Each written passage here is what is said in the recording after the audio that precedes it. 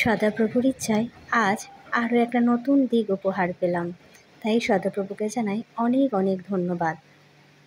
সদাপ্রভু যেন এইভাবেই আমার পাশে থাকে আর আমার সামনের দিকে এগিয়ে যাওয়ার জন্য অনেক অনুপ্রেরণা দেয়। যাই হোক বন্ধুরা, আজকের ব্লগটা শুরু করলাম ঈশ্বরের নাম নিয়ে। প্রতিদিনই তাই করছি।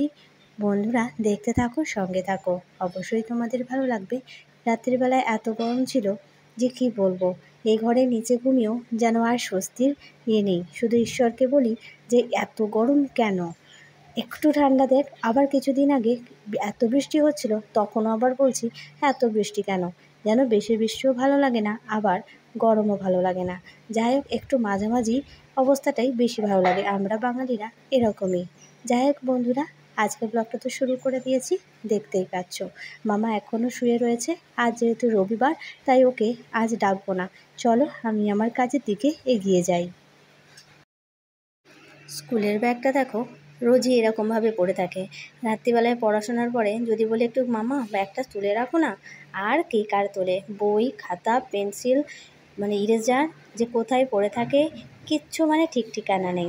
পেন্সিল যে কথা কিনতে হয়, আর পেন্সিল কাটার পেলে তো আর কথাই নেই। পেন্সিল কাটারটা এক হাতে মুড়ে আর এক হাতে রবার নিয়ে পেন্সিল নিয়ে ওই যে পড়ে থাকলো, এগুলো সব আমার। ওকে যা কিনবো সব আমার, আমার ছাড়া আর একবারও বলবে না এটা তোমার। যাই হোক বন্ধুরা, চলো আমি বিছানাটা সুন্দর করে একটু ঝেড়ে নিলাম। আগের দিনে সুন্দর করে ঝাড়া থাকে, তবু সকালবেলায় ও ঘর থেকে এই ঘরে জিনিসপত্র আনার সময় একটুখানি আরেকবার ঝেড়ে নিলাম।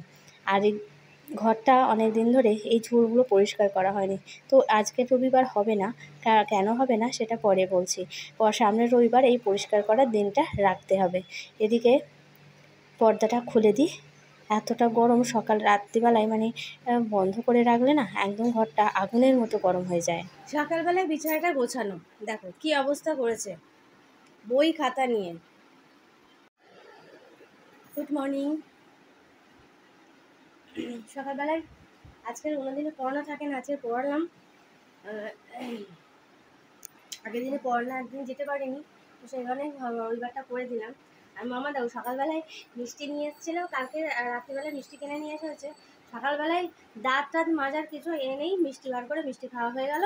হ্যাঁ, তারপরে হচ্ছে কি অনেক বলে করে, হ্যাঁ মামা, হ্যাঁ যাই, অনেক বলে করে তবে ব্রাশটা করলো। দাঁড়াও, টানতে টানতে নিয়ে যাচ্ছে, দাঁড়াও।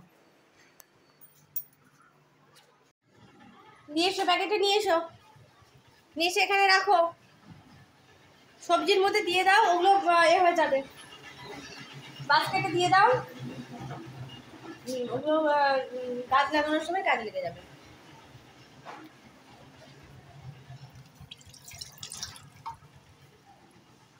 চারদিকে এত জানালা না, হবে। মামা খাবে কিছু? তারপর এখন বাজে হচ্ছে তোমার 9:30 বেজে গেছে, বাড়ি চলে এসেছি।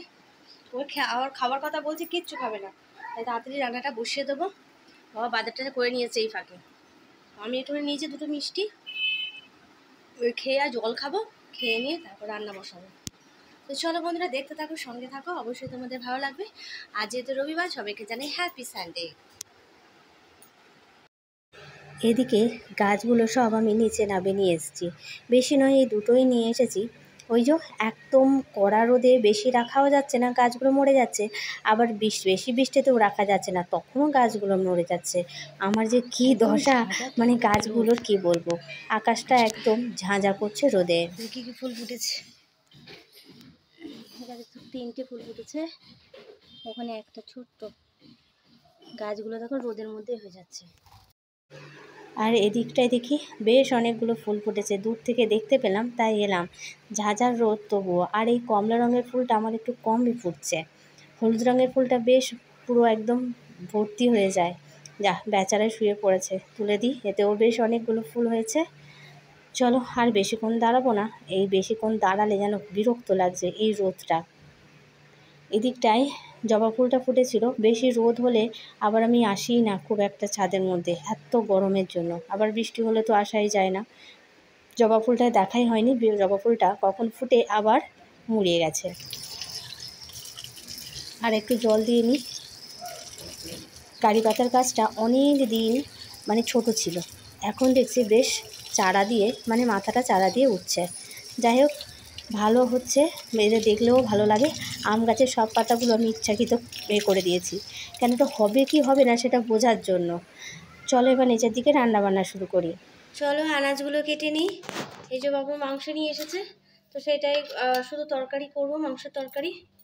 তো সেই কারণেই এটা নিয়ে নিয়েছি, পেঁয়াজ, আদা, রসুন, টমেটো। আরেকজন ঠিক দৌড়ে এলো, দুষ্টুকে দিয়েছি এক ঘা, কিচ্ছু দেখা যাচ্ছে না। গরমের চোটে ঝপঝপ করে রান্না বান্না সেরে নিয়েছি। শুধু এক তরকারি ভাত, মাংসের তরকারি করেছি আর ভাত করেছি। সবার আগে মামাকে দিয়ে দিই, নাহলে 10 ঘন্টা ধরে তো খাবে।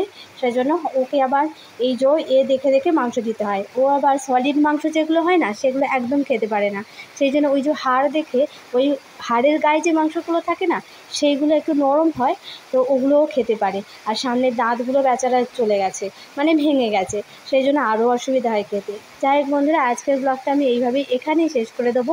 আজকের সানডেটা আমি এখানেই অল্প করেই ছোট ব্লগের মাধ্যমেই তোমাদের সামনে তুলে ধরলাম। ভালো থেকো, সুস্থ থেকো।